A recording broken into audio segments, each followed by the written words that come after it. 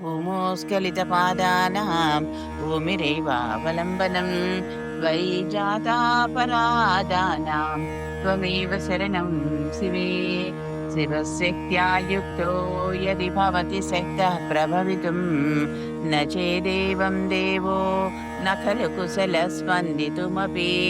अतस्त्वामाराध्यां हरिहरविरिञ्चादिभिरपि प्रणन्तुं स्तोतुं वा कथमकृतपुण्यः प्रभवति। तनीयां सम्पांसुं तव चरणपङ्खेरुहभवं विरिञ्चिः सञ्चिन्वन् विरचयति लोकानविकलं। वहत्येनं सौरिः कथमपि सहस्रेण शिरसा हरः संक्षुब्धैन्यो भजति भसितोद्धूलनविधिम्। अविद्यानामन्ता स्तिमिरमिहिरद्वीपनगरी जडानां चैतन्या स्तबकमकरन्धश्रुतिझरी दरिद्राणां चिन्तामणिगुणनिका जन्मजलधौ निमग्नानां दंष्ट्रां मुररिपुवराहस्य भवति। त्वदन्यः पाणिभ्याम् अभयवरदो दैवतगणः त्वमेका नैवासि प्रकटितवराभीत्यभिनया। भयात्रातुं दातुं फलमपि च वाञ्छासमधिकं शरण्ये लोकानां तव हि चरणावेव निपुणौ। हरिस्त्वामाराध्या प्रणतजनसौभाग्यजननीं पुरानारी भूत्वा पुररिपुमपि क्षोभमनयत्। स्मरोऽपि त्वां नत्वा रतिनयललेह्येन वपुषा मुनीनाम् अप्यन्तः प्रभवति हि मोहाय जगतां। धनुः पौष्पं मौर्वी मधुकरमयी पञ्चविशिखा वसन्तः सामन्तो मलयमरुदायो धनरथः। तथाप्येकः सर्वो हिमगिरिसुते कामपि कृपाम् अपाङ्गा ते लब्ध्वा जगदिदमनङ्गो विजयते। क्वणत्काञ्चीदामा करिकलभकुम्भस्तननता परीक्षीणा मध्ये परिणतशरश्चन्द्रवदना। धनुर्बाणान् पासां शृणिमपि दधाना करतलैः पुरस्तादास्तां नः पुरमथितुराहो पुरुषिकां। सुधा सिन्धोर्मध्ये सुरविटपि वाटी परिवृते मणिद्वीपे नीपो पवनवति चिन्तामणिगृहे। शिवाकारे मञ्चे परमशिवपर्यङ्कनिलयां भजन्ति त्वां धन्याः कतिचन चिदानन्दलहरीं। महिन्मूलाधारे कमपि मणिपूरे हुतवहं स्थितं स्वाधिष्ठाने हृदि मरुतमाकाशमुपरि। मनोऽपि भ्रूमध्ये सकलमपि भित्त्वा कुलपथं सहस्रारे पद्मे सहरहसि पत्या विहरसि। सुधाधारासारे चरणयुगलान्तर्विगलितैः प्रपञ्चं सिञ्चन्ति पुनरपि रसाम्नाय महसः। अवाप्य स्वां भूमिं भुजगनिभमध्युष्टवलयो स्वमात्मानं कृत्वा स्वपिशिकुलकुण्डे कुहरिणीम्। चतुर्भिः श्रीकण्ठैः शिवयुवतिभिः पञ्चभिरपिः प्रभिन्नाभिश्चम्भो नवभिरपि मूलप्रकृतिभिः। चतुश्चत्वारिंसा वसुदलकलाशत्रिवलय त्रिरेखाभिः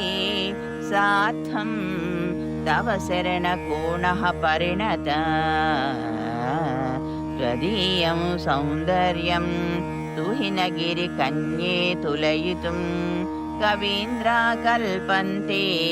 कथमपि विरिञ्चि प्रभृतयः।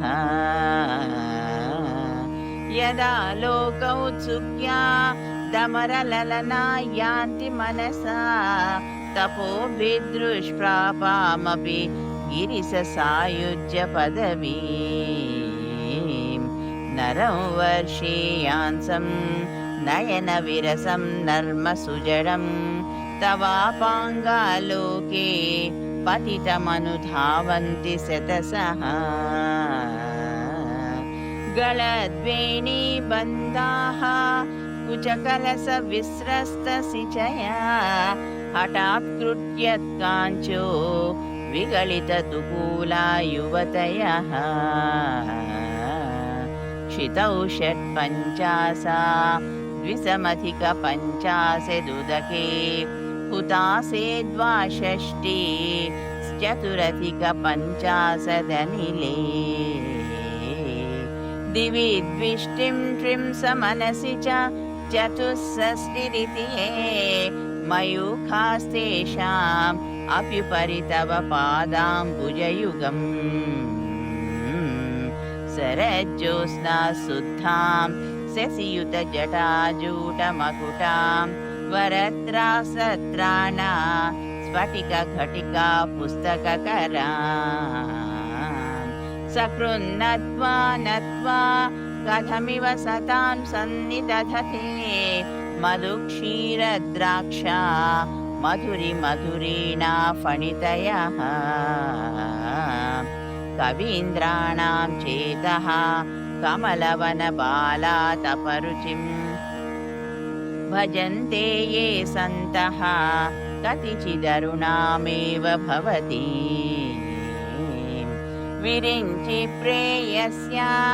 तरुणतरशृङ्गारलहरी गभीराभिर्वाग्वे विरधति सतां रञ्जनममी सवित्रीभिर्वाचां शशिमणिशिलाभङ्गरुचिभिः रवसिन्याध्याभिस्त्वां सहजननि सञ्चिन्तयति यः सकर्ता काव्यानां भवति महतां भङ्गिरुचिभिर्वचोभिर्वाग्देवी वदनकमलामोदमधुरे तनुच्छायाभिस्ते तरुणतरणि श्रीसरणिभिः दिवं सर्वामुर्वी अरुणिमणिमज्ञां स्मरति यः भवन्त्रस्य त्रस्या द्वनहरिणशालीननयना सहोर्वस्यावस्याः कति कति न गीर्वाणगणिका मुखं बिन्दुं कृत्वा कुचयुगमधस्तस्य तथतो हरार्थ्यं जाहेद्यो हरमहिषिते मन्मथकला ससद्यः संक्षोभं नयति वनिता इत्यतिलघु त्रिलोकीमप्यासु भ्रमयति रवीन्दुस्तनयुगा किरन्ती मङ्गेभ्यः किरणिनि पुरम्बामृतरसं हृदि त्वामाधत्ते हिमकरशिलामूर्तिमिव यः ससर्पाणां दर्पं समयति शकुन्ताधिपैव ज्वरप्लुष्ट्वान् दृष्ट्या सुखयति सुधाधारशिरयः चटिल्लेखा तन्मेन् तपनशसि वैश्वानरमयीं निषण्णां षण्णाम् अप्युपरि कमलानां तव कलां महापद्माटव्यां मृदितमलमायेन मनसा महान्तः पश्यन्तो ददति परमानन्दलहरीं भवानि त्वं दासे मयि वितरदृष्टिं सकरुणाम् इति स्तोतुं वाञ्छन् कथयति भवानि त्वमिति यः तदैव त्वं तस्मै दिशसि निज सायुज्य पदवी मुकुन्द ब्रह्मेन्द्र स्फुटमकुटनीराजितपदा त्वया हृत्वा वामं वपुरपरितृप्तेन मनसा शरीराद्यं शम्भो रपरमपि शङ्खे हृतमभूत् यदेत्वद्रूपं सकलमरुणाभं त्रिनयनं कुचाभ्यामानम्रं कुटिलशशिचूडालमकुटम् जगत्सूते धाता हरिरवति रुद्रक्षपयते तिरस्कुर्वन्नेतत्त्वमपि वपुरीशस्थिरयति सदा पूर्वत् सर्वं तदिदमनुगृह्णाति च शिवस्तवाज्ञा मालम्ब्य क्षणचलितयोर्भ्यूलतिकयो त्रयाणां देवानां त्रिगुणजनितानां तव शिवे भवेत् पूजा पूजा तव चरणयोर्या विरचिता तदा हि त्वत्पादो वहनमणिपीठस्य निकटे स्थिता हेते सस्वन् मुकुलितकरोत्तं समकुटा विरिञ्चि पञ्चत्वं व्रजति हरिराप्नोति विरतिं विनाशं कीनासो भजति धनथो याति निधनं वितन्द्री माहेन्द्री विततिरपि सन्मीलितदृशा महासंसारेऽस्मिन् विहरति सति त्वत्पतिरसौ जपो जल्पशिल्पं सकलमपि मुद्रा विरचना गतिः प्रादक्षिण्या क्रमणमसनाध्याहुतिविधिः प्रणामः संवेशः सुखमखिलमात्मार्पणदृशा सपर्या पर्याया स्तव भवतु यन्मे विलसितं सुधामप्यास्वाद्या प्रतिभयजरा मृत्युहरिणीं विपद्यन्ते विश्वे विदिशतमखाद्यादिविशदः करालं यक्ष्वेलं कबलितवतः कालकलना न शम्भोस्थन्मूलं तव जननि ताटङ्कमहिमा किरीटं वैरिञ्चं परिहरपुरकैटवविदः कठोरे कोटीरे स्खलसि जहि जम्भारिमकुटं प्रणम्ये श्वेतेषु प्रसवमुपयातस्य भवनो भवस्याभ्युत्थाने तव परिजनोक्तिर्विजयते स्वदेहोद्भूताभिः वृणिभिरणिमाध्याभिरवितो निषेवे नित्ये त्वामहमिति सदा भावयति यः किमाश्चर्यं तस्य त्रिनयनसमृद्धिं तृणयतो महासंवार्ताग्नि विरचयति नीराजनविधिम् चतुष्षष्ट्या तन्त्रै सकलमतिसन्धाय भुवनं स्थितस्तस्तसिद्धि प्रसवपरतन्त्रैः पशुपतिः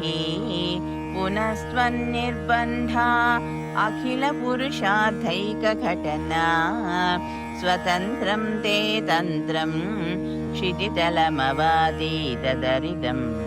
शिवशक्तिकामः क्षितिरधरविस्सीतकिरणः स्मरोऽहं सच्चक्रः तदनु च परामारहरयः अमीरुल्लेखाभिः शिश्रुभिरवसानेषु घटिता भजन्ते वर्णास्ते तव जननि नामावयवतां स्मरं योनिन् लक्ष्मीं हृदयमिदमादौ तव मनो निधायैके नित्ये निरवधि महाभोगरसिका भजन्ति त्वां चिन्ता मणिगुणनिबद्धाक्षवलया शिवाग्नौ जुह्वन्तः सुरभिघृतधाराहुतिसते शरीरत्वं शम्भो शशिमिहिरवक्षोरुहयुगं तवात्मानं मन्ये भगवति नवात्मानमनघम् अतः शेषशेषे त्वयमुभयसाधारणतया स्थितः सम्बन्धो मां समरसपरानन्दपरयो मनस्त्वं यो मत्स्वं मरुदसि मरुत्सारथिरसि त्वमापस्त्वं भूमिं स्वयि परिणतायां नहि परं त्वमेव स्वात्मानं परिणमयितुं विश्ववपुषा चिदानन्दाकारं शिवयुवति भावेन बिभृषे तवाज्ञाचक्रस्तं तपनशशिकोटिद्युतिधरं परं शम्भुं वन्दे परिमिलितपार्श्वं परचिता यमाराध्यन् भक्त्या रविशशिशुचीनाम विषये निरालोके लोके निवसति भालोकभुवने विशुद्धौ ते शुद्धा स्फटिकविशदं व्योमजनकं शिवं सेवे देवी मपि शिवसमानव्यवसितां ययोकान्त्या यान्त्या शशिकिरणसारूप्यशरणे विधूतान्तध्वान्ता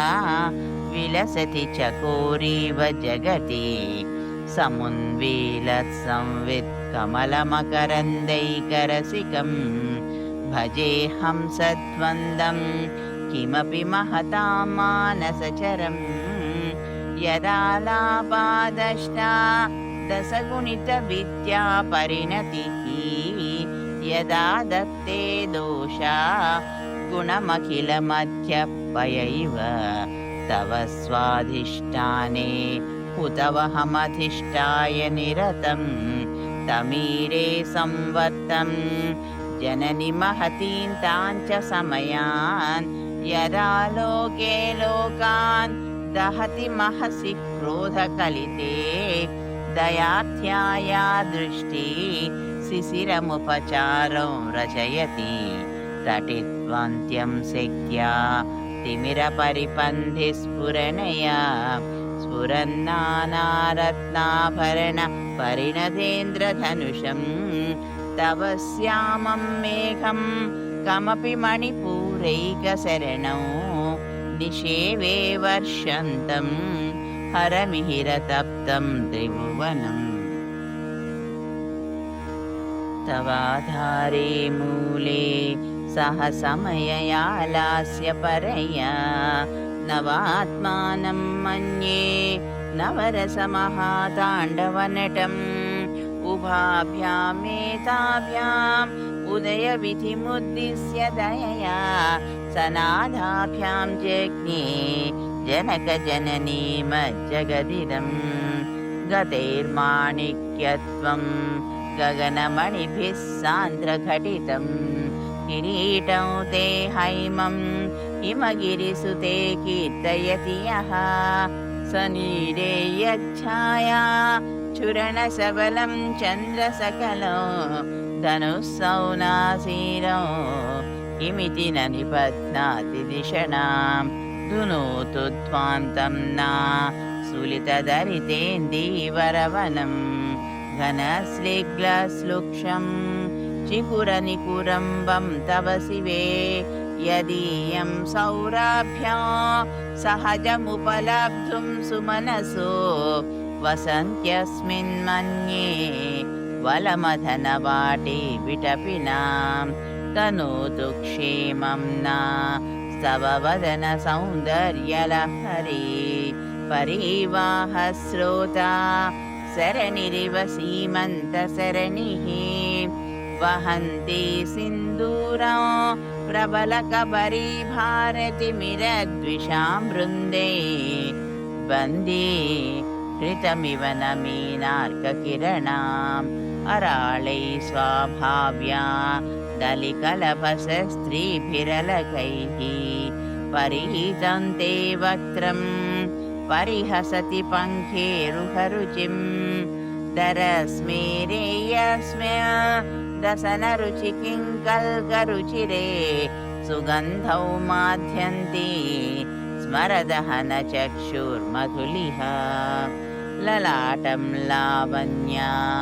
द्युतिविमलमाभाति तव यत् द्वितीयं तन्मन्ये मकुटघटितं चन्द्रसकलं विपर्यासन्न्यासा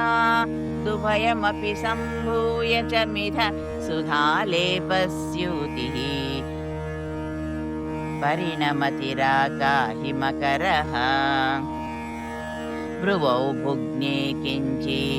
भुवनभयभङ्गव्यसनिनि त्वदीये नेत्राभ्यां मधुकररुचिभ्यां धृतगुणं धनुर्मन्ये सव्ये तरकरगृहीतौ रतिपते प्रकोष्ठे मुष्टौ च स्थगयति निगूढान्तरमुमे अहसूते सव्यं तव नयनमर्कात्मकतया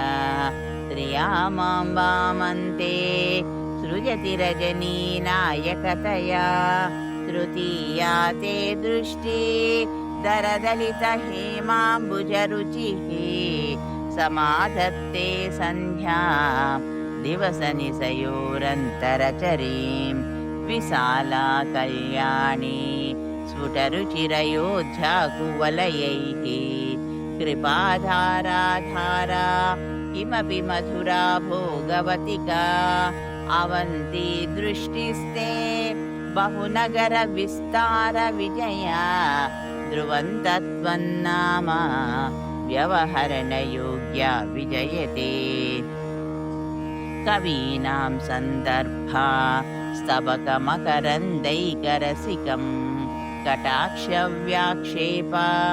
भ्रमरकलभौ कर्णयुगलम् अमुञ्चन्तौ दृष्ट्वा तव नवरसास्वादतरलौ वसूया संसर्ग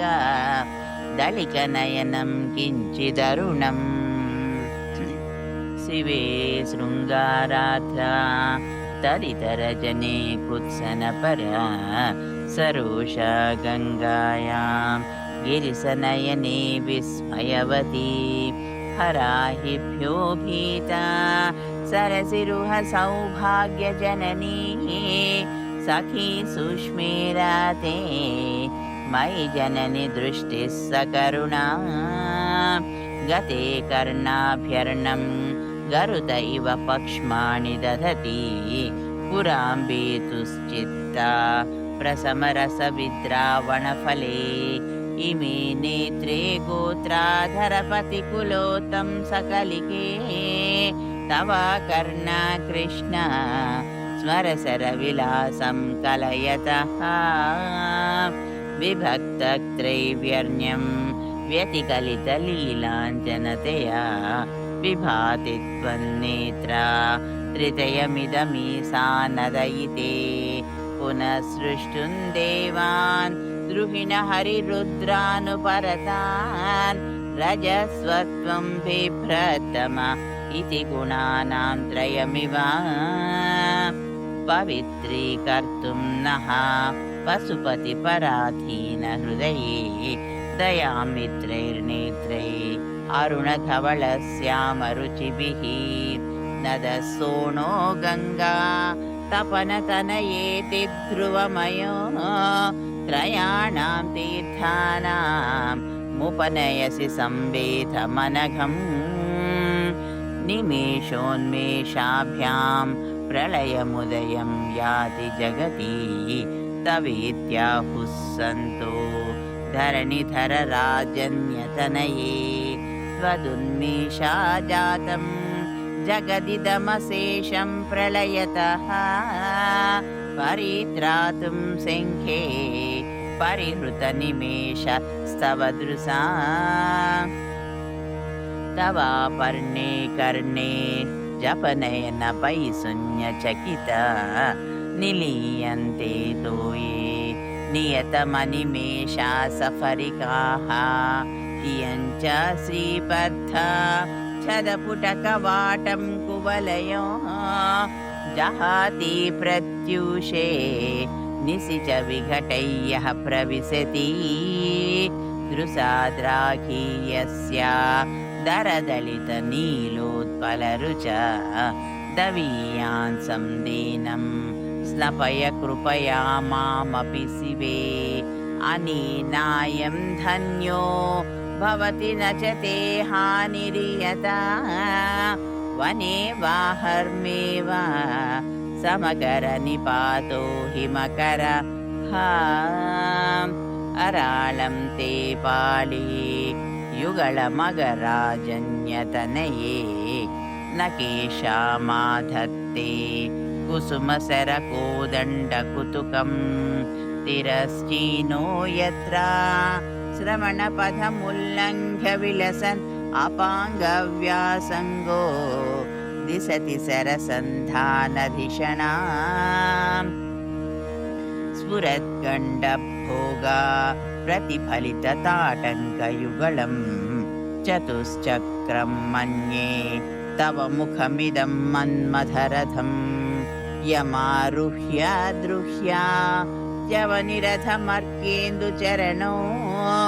महावीरो मारः प्रमथपतये सज्जितवते सरस्वत्या सूक्तिः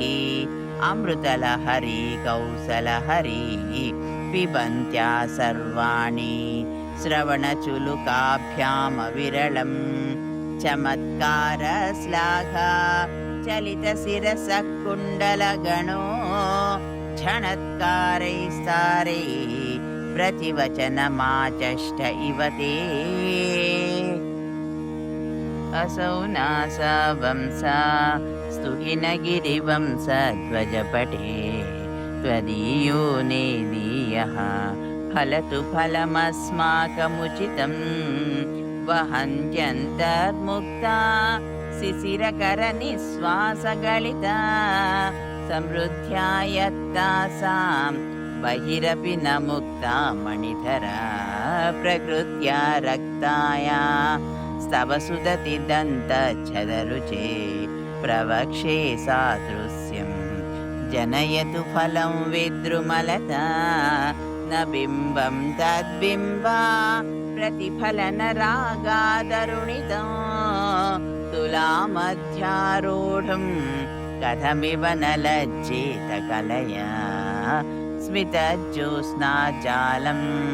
तव वदनचन्द्रस्य पिबतां चकोराणामासि दतिरसतया चञ्चुजडिमा अतस्ते सीतांसो अमृतलहरीमाम्लरुचया पिबन्ति स्वच्छन्दं निसि निसि भृशं काञ्चिकदिया अविश्रान्तं पत्युः गुणगणकथाम्रेडन जपा जपा पुष्पच्छाया तव जननि जिह्वा जयति सा यदग्रासीनायाः स्फटिकदुषदच्छविमयी सरस्वत्या मूर्तिः परिणमति माणिक्यवपुषा रणे जित्वा दैत्या अपहृतशिरस्त्रैकवचिभिः निवृत्ते षण्डांसा त्रिपुरहर निर्माल्य विमुखैः विशाखेन्द्रोपेन्द्रे शशि विशद कर्पूरसकला विलीयन्ते मातः स्तव वदन ताम्बूलकबला विपञ्चा गायन्ति विविधमपदानं पशुपति स्वयारब्धे वक्तुं चलितशिरसा साधुवचने त्वदीयैर्माधुर्यैरपलपिततन्त्रीकलरवां निजां वीणां वाणी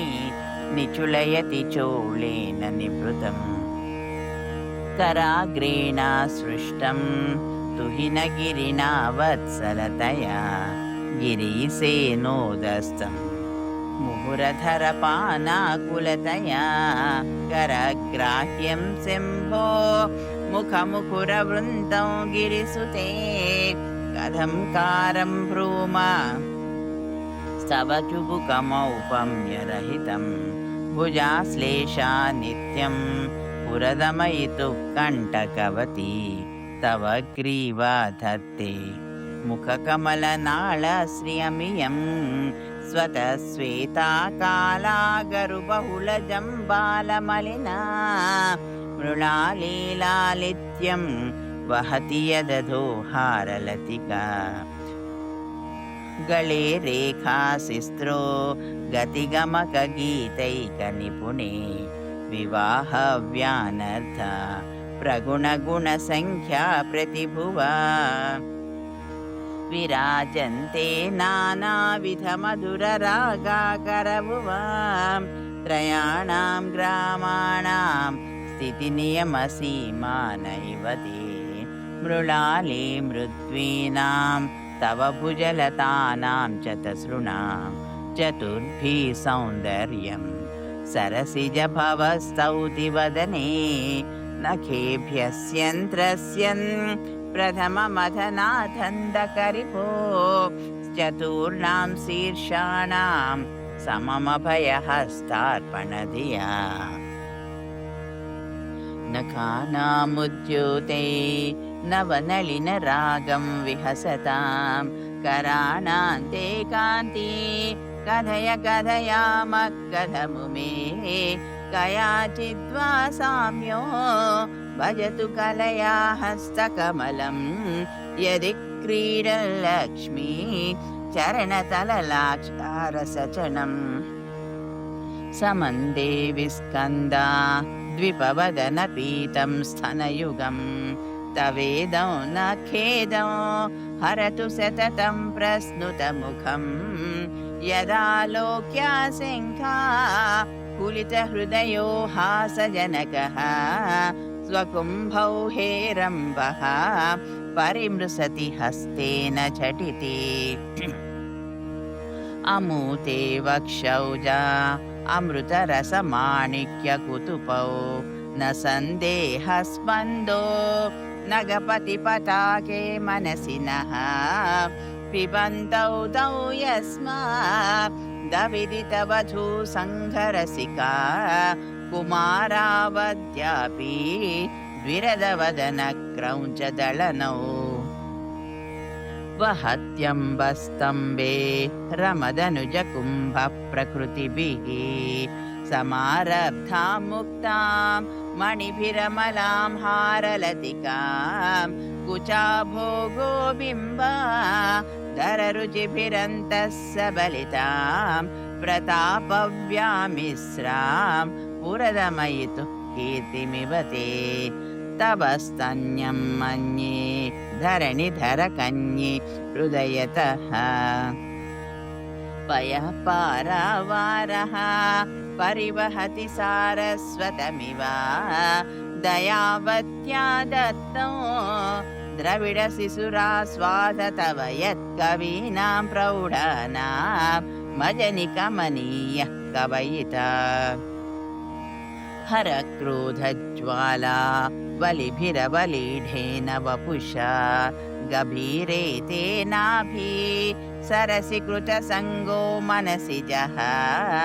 समुत्तस्मौ तस्मा दचलतनये धूमलतिका जनस्तां जानीते तव जननि रोमावलिरिति यदेतत्कालिन्दी तनुतरङ्गाकृतिशिवे कृसे मध्ये किञ्चि तव जननि यद्भाति सुधियां विमर्धा धन्योऽन्यो कुचकलशयोरन्तरगतं तनूभूतं व्योमा प्रविशदिव नाभिं कुहरिणीं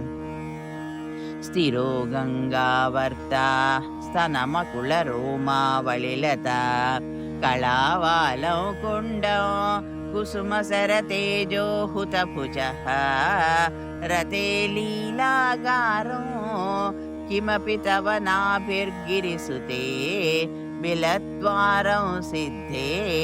गिरिसनयनानां विजयते निसर्गक्षीणस्य स्तनतटभरेण क्रमयुषो नमन्मूर्ते नारी तिलकशनकैश्रुच्यत इव चिरन्ते मध्यस्या त्रुटितटटिनी तीरतरुणा समावस्थास्तेम्नो भवतु कुशलं शैलतनये कुचौ सद्यः सिद्ध्या तटघटितकूर्पा सविधुरौ कषन्तौ दोर्मूले कनकलकसाभौ कलयतः तव त्रातुं भङ्गा दलमिति बलघ्नं तनुभुवा त्रिधानर्थं देवी त्रिवलिलवली वल्लिभिरिव गुरुत्वं विस्तारो क्षितिधरपतिः पार्वती निदम्बादाचित्या त्वयि हरणरूपेण निददे अतस्ते विस्तीर्णो गुरुरयमशेषां वसुमती निदम्राक् स्थगयति लघुत्वं नयति च करीन्द्राणां सुण्डां कनककदलीकाण्डपटलीम् उभाभ्यां मूरुभ्याम् उभयमपि निर्जित्य भवति सुवृत्ताभ्यां पत्युः प्रणति कठिनाभ्यां गिरिसुते विदिग्ने जानुभ्यां विबुधकरिकुम्भद्वयमसि पराजेतुं रुद्रं द्विगुणशरगर्भौ गिरिसुते निषङ्गौ जङ्घेते विषमविसिको बाढमकृत यदग्रे दृश्यन्ते दशशरफलपादयुगली नकाग्रच्छद्मानः सुरमकुटसाणेकनिशिता श्रुतीनां मूर्धानो ददति तव यौ शेखरतया ममापेतौ मातः शिरसि दयया देहि चरणौ ययोपाद्यं पादः पशुपतिजटाजूटतटिनी ययोर्लाक्ष्या लक्ष्मी अरुणहरिचूडामणिरुचि नमो वाकं भ्रूमो नयनरमणीयाय पदयो स्तवास्मै त्वन्दाय स्फुटरुचिरसालक्तकवते असूयात्यन्त्वन्तं यदभिहननाय स्पृहयते पशूनामीसानः प्रमदवनकङ्केलितरवे मृषा कृत्वा गोत्रस्खलनमथवैलक्ष्यनमितं ललाटे भर्तारं चरणकमले ताडयति ते चिरादन्तःशल्यं दहनकृतमन्मूलितवता तुलाकोटिक्वाणे किलिकिलितमीसानरिपुना हिमानि हन्तव्यं हिमगिरिनिवासैकचतुरौ निशायां निद्राणां निशिचरमभागे च विशदौ वरं लक्ष्मीपात्रं श्रियमतिसृजन्तौ समयिनां सरोजं तत्पादौ जननि जयत श्रीचमिह किं पदन्ते कीर्तीनां प्रपदमपदं देवि विपदां कथं नीतं सद्भिः कठिनकमठीकर्परतुलां कथं वा बाहुभ्याम् उपनयनकाले पुरभिदा यदादायन्त्यन्तं दृशति दयमानेन मनसा नखैर्नाकश्रीणां करकमलसङ्कोचशशिभिः स्तरूणां दिव्यानां हसते इव ते चण्डिचरणौ फलानि स्वस्थेभ्यः किसलयकराग्रेण ददतां दरिद्रेभ्यो भद्रां श्रियमणिसमाह्नाय ददतो ददाने दीनेभ्यः श्रियमनिसमासानुसदृशी अमन्दं सौन्दर्य प्रकरमकरन्दं विकिरति तवास्मिन् मन्दारा स्तबकसुभगेयातु चरणे निमज्जन्मज्जीवा करणचरणे षट्चरणदाम् पदन्यासक्रीडा परिचयमिवारब्धु मनसः स्खलन्तस्ते खेलं भवनकलहंसा न जहति अतस्तेषां शिक्षां सुभगमणिमञ्जीररणित छलादा चक्षाणो चरणकमलं चारुचरिते गतास्ते मञ्चत्वं द्रुहिण हरिरुद्रेश्वरभृतः शिवस्वच्छच्छाया घटितकपटप्रच्छदपटः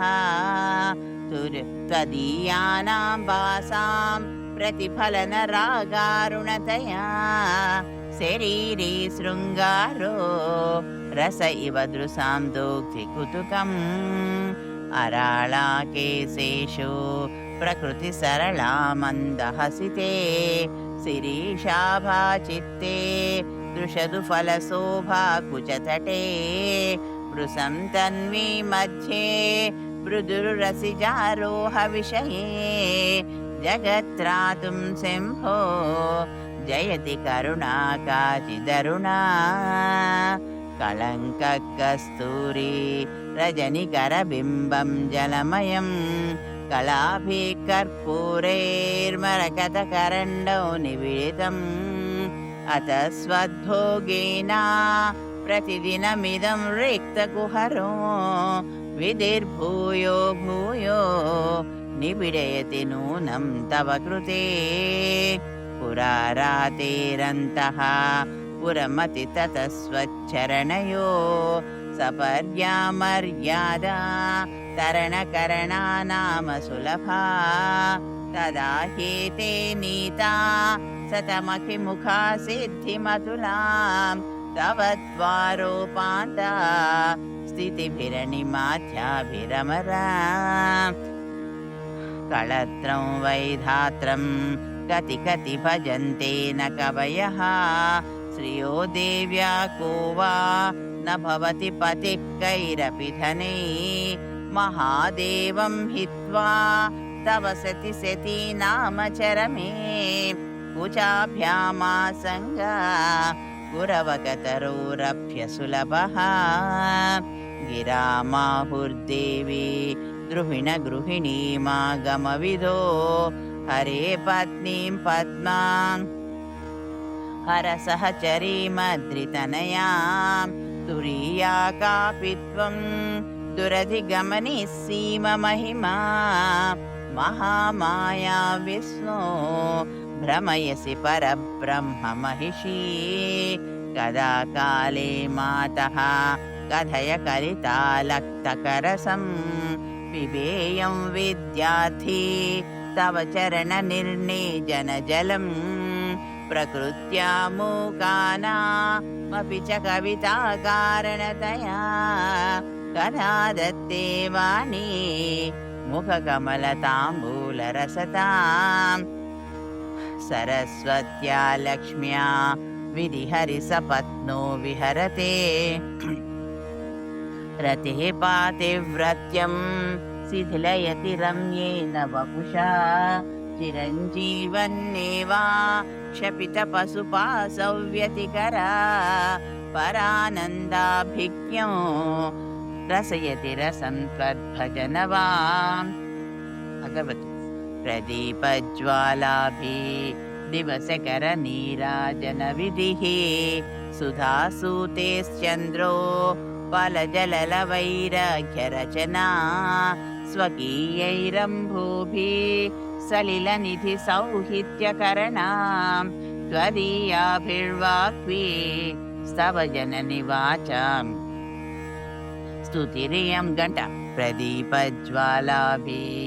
दिवसकरनीराजनविधिः सुधासूतेश्चन्द्रो फलजललवैरघ्यरचना स्वकीयैरम्भोभिः सलिलनिधिसाहित्यकरणां त्वदीयाभिर्वाक्मी सवजननि वाचां स्तुतिरियं प्रदीपज्वालाभिः दिवसकरनीराजनविधिः सुधासूतेश्चन्द्रो फलजललवैरघ्यरचना त्वदीयैर्स्वकीयैरम्भोभिः सलिलनिधिसौहित्यकरणां त्वदीयाभिर्वाक्मी तव जननि वाचां स्तुतिरियं दिवं सौन्दर्यलहरिमुख्यस्तोत्रं सर्वात्मधायकं भगवत्पादसंक्लृप्तं पठन्मुक्तो भवेन्नरः।